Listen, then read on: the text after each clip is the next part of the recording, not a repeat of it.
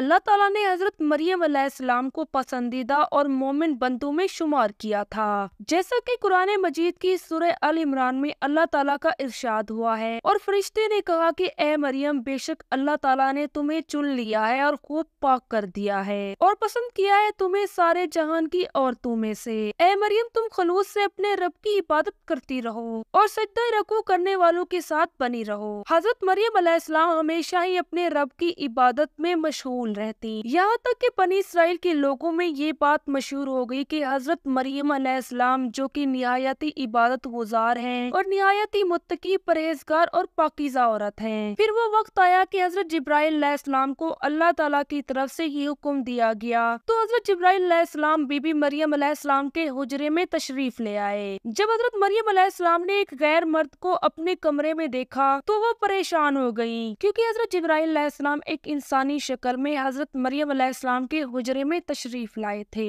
حضرت مریم علیہ السلام نے جیسے ہی حضرت جبرائیل علیہ السلام کو دیکھا تو کہنے لگی کہ اگر آپ کوئی خدا ترس بندے ہو تو میں تم سے اللہ تعالیٰ کی پناہ مانگتی ہوں۔ اس پر حضرت جبرائیل علیہ السلام نے حضرت مریم علیہ السلام کو تسلی دی اور حضرت جبرائیل علیہ السلام نے حضرت مریم علیہ السلام کو اللہ تعالیٰ کا پیغام سنایا اور کہنے لگے کہ میں تو اللہ تعالیٰ کا ایک فرض داتا ہوں اور میں اس لیے بھیجا گیا ہوں کہ میں تمہیں ایک پاک لڑکا دوں۔ حضرت مریم علیہ السلام حضرت جبرائیل علیہ السلام کی باتیں سن کر حیران ہوئی اور کہنے لگی کہ میرے ہاں کیسے لڑکا ہو سکتا ہے جبکہ مجھے آج تک کسی غیر مرد نے نہیں چھوا اور نہ ہی میں کوئی بدکار عورت ہوں۔ اس پر حضرت جبرائیل علیہ السلام نے کہا کہ ایسا ہی ہوگا اور تیرا رب فرماتا ہے کہ میرے لیے یہ کرنا بہت آسان ہوگا اور ہم لوگ اس لیے یہ کام کریں گے تاکہ اس لڑکے کو لوگوں کے لیے مثالی بنائے۔ یہ کہتے ہی حضرت جبرائیل علیہ السلام نے حضرت مریم علیہ السلام کی جانب ایک پھونک ماری۔ اس پھونک کی وجہ سے حضرت مریم علیہ السلام کے پیٹ کے اندر ایک حمل ٹھہرا۔ جیسے ہی حضرت مریم علیہ السلام حاملہ ہوئی تو یہ خبر پورے بنی اسرائیل میں آگ کی طرح پھیل گئی۔ لوگوں نے حضرت زکریا علیہ السلام کے گھر آنا جانا چھوڑ دیا اور حضرت زکریا علیہ السلام کے اوپر الزام اور بہتان کی بارش کر دی۔ ادھر حضرت مریم علیہ السلام بیت المقدس سے نکلی اور دور ایک مکان پر جا کر ٹھہر گئیں۔ حمل کی وجہ سے حضرت مریم علیہ السلام درد سے بے چین تھی۔ حضرت مریم علیہ السلام گرتے گراتے ایک درخت کے قریب پہنچی تو آپ نے اس درخت کو پکڑا۔ یہ درخت بالکل ہی خشک تھا اور اس کے اوپر کوئی پھل بھی نہ تھے۔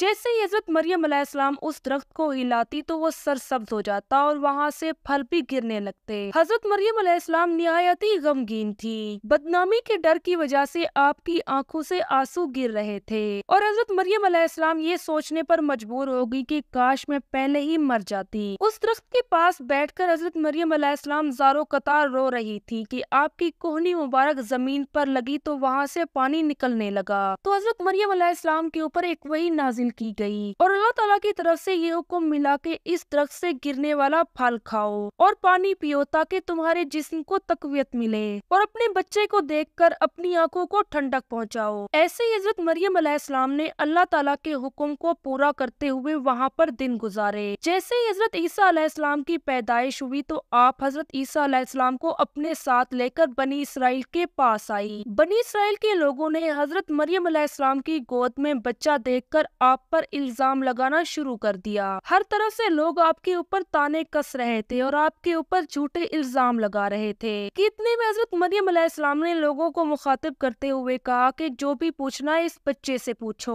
اس پر لوگوں نے حضرت مریم علیہ السلام سے کہا کہ یہ دودھ پیتا بچہ ہمارے سوالوں کا جواب کیسے دے گا؟ ابھی لوگوں کا اتنا ہی کہنا تھا کہ حضرت عیسیٰ علیہ السلام بول پڑے اور کہنے لگے کہ بے شک میں اللہ تعالیٰ کا بندہ ہوں اور اللہ تعالیٰ نے مجھے اس دنیا کے لیے نبی بنا کر بھیجا اور مجھ پر ایک کتاب بھی نازل کی ہے اور مجھے میرے رب نے اپنی ماں کے ساتھ نیکی اور بھلائی کرنے والا بنا کر بھیجا ہے اور مجھے میرے رب نے بدبخت بنا کر نہیں بھیجا اور سلام ہے جس دن میں پیدا ہوا اور سلام ہے اس دن پر جس دن میں مروں گا۔ اس کے بعد حضرت مریم علیہ السلام نے حضرت عیسیٰ علیہ السلام کو اپنے ساتھ لیا اور مصر روانہ ہو گئیں۔ جب حضرت عیسیٰ علیہ السلام کی عمر مبارک 13 سال ہوئی تو آپ نے حضرت عیسیٰ علیہ السلام کو اپنے ساتھ لیا اور واپس بیت المقدس تشریف لے آئیں۔ حضرت مریم علیہ السلام کو اسلام کے اندر احترام کی نگاہ سے دیکھا جاتا ہے، جبکہ عیسائی مذہب اور یہودی مذہب کے اندر بھی حضرت مریم علیہ السلام کو خاصا مقام حاصل ہے اور حضرت مریم علیہ السلام واحد وہ خاتون ہیں جن کا نام قرآن مجید کے اندر موجود ہے اور قرآن مجید کے اندر آپ لوگوں کو حضرت مریم علیہ السلام کے اوپر ایک سورت بھی دیکھنے کو मिल जाएगी। ये तो अल्लाह ताला के हाथ में है कि अल्लाह ताला जिसको चाहे औलाद दे या जिसको चाहे औलाद ना दे। अल्लाह ताला किसी को औलाद देकर आजमाता है तो किसी को बिना औलाद के आजमाता है। कोशिश करें कि हर हाल में खुश रहना सीखें और हर सूरत अल्लाह ताला की इबादत किया करें। यूं तो अगर देखा जाए तो ये दुनिया एक इम्तिहान है और हर इंसान इस इम्तिहान से गुजारा जाता है। अल्लाह ताला से दुआ है कि तमाम उम्मत मुसलमान को अपने हिफ्ज़-ओ-मान में रखे और हर मुसलमान को नेकी करने की तौफीक अता करे। आमीन सुम्मा आमीन। इसी दुआ के साथ आज की वीडियो का इख्तिताम करते हैं। ऐसे ही कुरान और हदीस के मुताबिक इस्लामिक वीडियोस देखने के लिए हमारे चैनल के साथ बने रहें और इस चैनल को सब्सक्राइब करते जाना। और मुझे उम्मीद है कि आप लोगों ने अभी तक इस वीडियो को भी लाइक कर दिया होगा।